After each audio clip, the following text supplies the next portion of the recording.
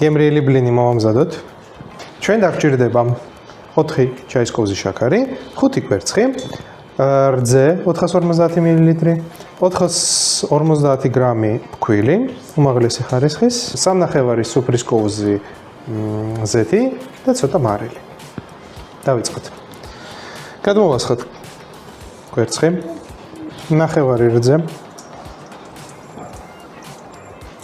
4 ჩაის კოვზი შაქარი, მე-3 ან მე-4 ჩაის კოვზი მარილი და ფქვილი. ბოლომდე ჩავამატოთ რძე, ცოტა კიდევ ვთქვიფოთ. 3/4 კოვზი ზეთი.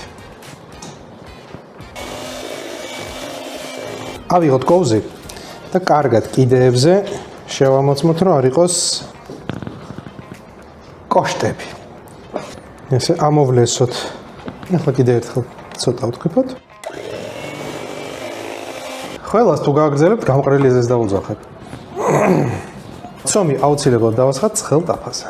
თუ ცომი ძალიან სქელი გამოვიდა, არა უშავს, რძე ჩავასხათ ცოტა და მოვურიოთ არ უნდა ამას მიქსერიდან.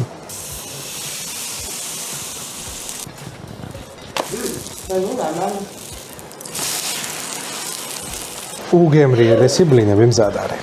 შედედებული რძით, ჯემით და წითელი ხიზილალით.